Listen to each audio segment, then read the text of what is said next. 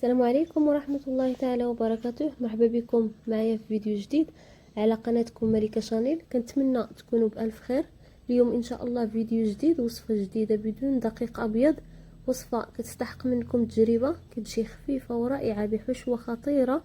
غتجربوها وغتنال اعجابكم بطريقة جد مبسطة اقتصادية وسريعة. ونبدأ على بركة الله. عندي هنا 2 ونص كيسان دقيق الفينو. بالنسبه لهذا الكاس راه كيوزن عبار كاس عنبه.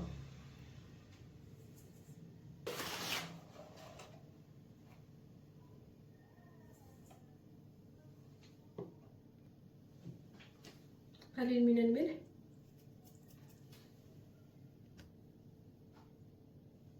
ملعقه كبيره خميره الخبز،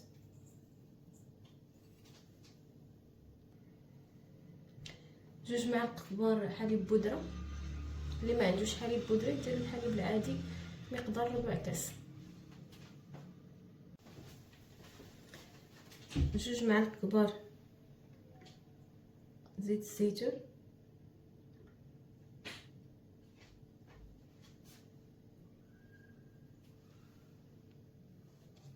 وغادي نجمع العجين ديالي بالماء دافي. بسم الله.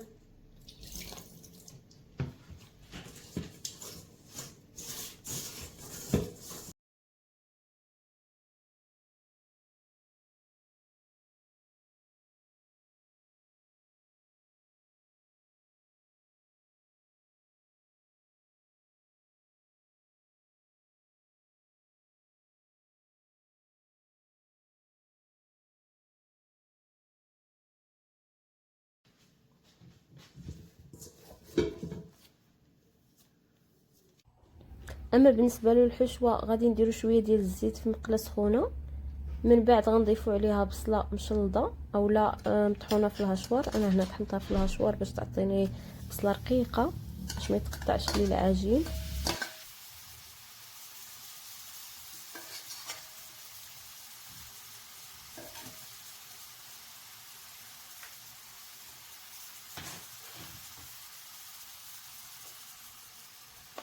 من بعد غادي نزيد فلفله خضراء وفلفله حمراء اللي مقطعين حتى هما مربعات صغار.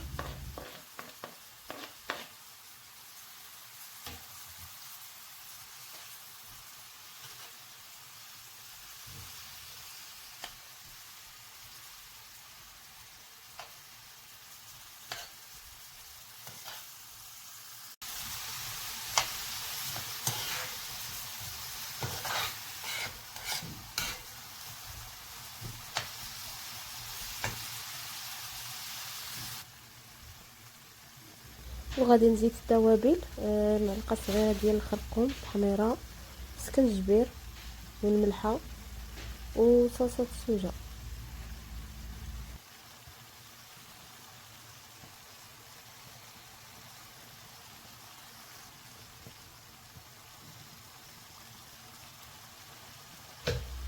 وطبيعه الحال ما غاديش ننساو المساند الرسمي لاي اكله مغربيه، القزبور والمعدنوس.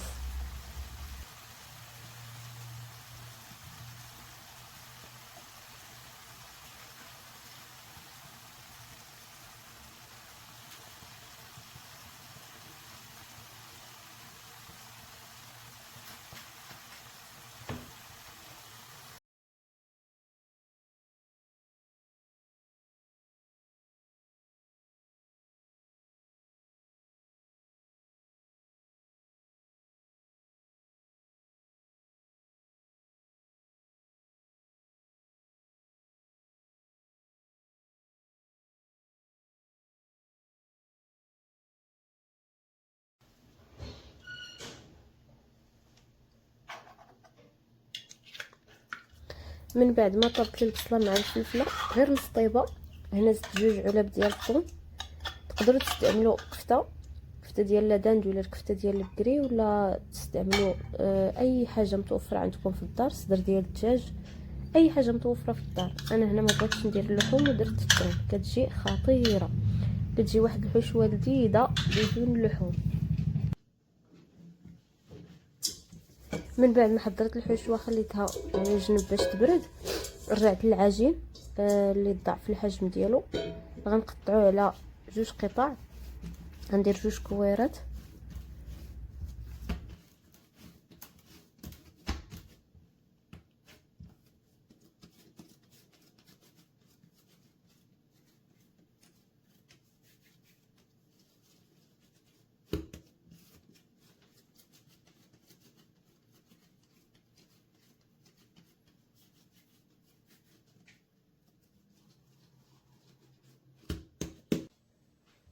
غادي نبسطو الكره الاولى، نحاولوا نديروها رقيقه. انا هنا بسطت غير بيديا، اللي بتستعمل الدلاك. انا هنا العجين لين ما احتاجش ليا الدلاك، بسطتها غير بيديا. غنحاول ندير شكل دائري اللي غادي نديرها في واحد الصينيه ديال الفرن.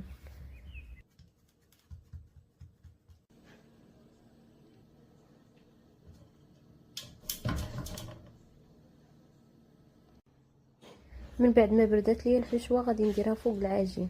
غادي نحاول نوزعها بشكل متساوي على العجين.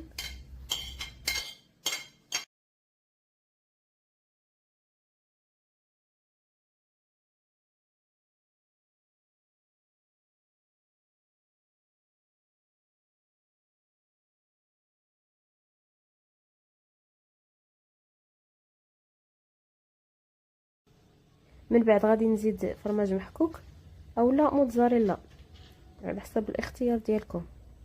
انا هنا فضلت ندير الجبن.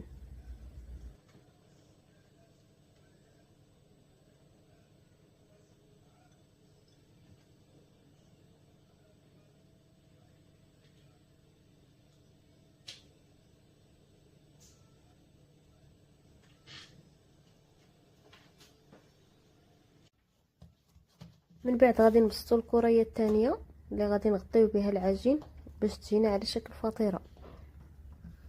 نحاولوا نبسطوها رقيقه.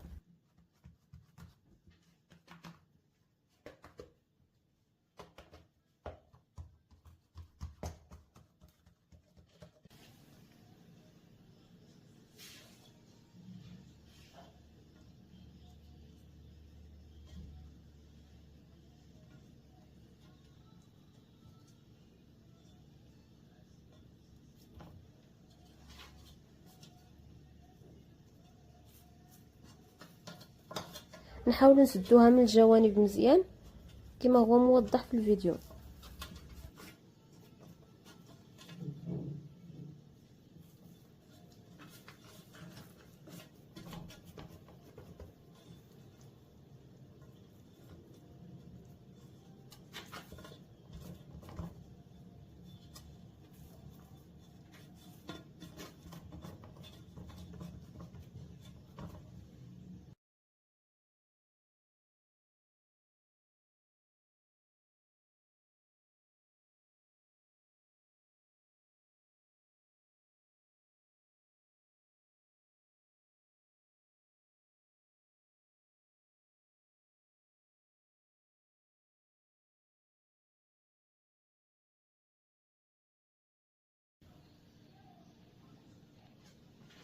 من بعد ندهنوها من الفوق بالبيض اللي زدت عليه شويه ديال الحليب.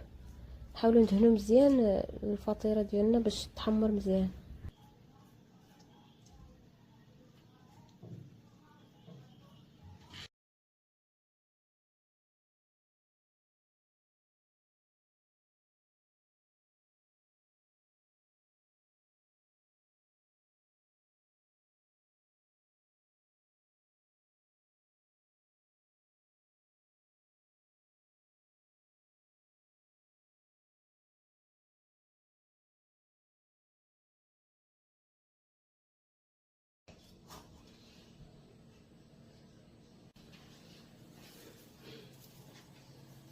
من بعد نزيدو اعشاب منسمه.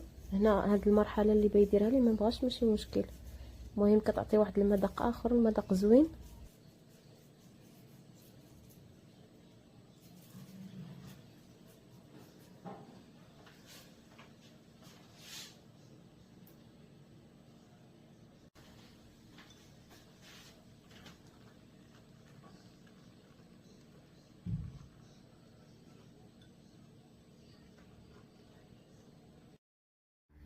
كندخلها للفران اللي ديجا سخنته على درجه حراره 180 من الاعلى ومن الاسفل. مده الطياب كتاخد 10 دقائق، 10 دقائق حتى ل 20 دقيقه. وبصحه والراحه. هذه هي الفطيره ديالنا، كتجي رائعه معلكه بدون دقيق ابيض، بدون لحوم، بلا تعقيدات. وبصحه والراحه، نتلاقاو في فيديو جديد ان شاء الله.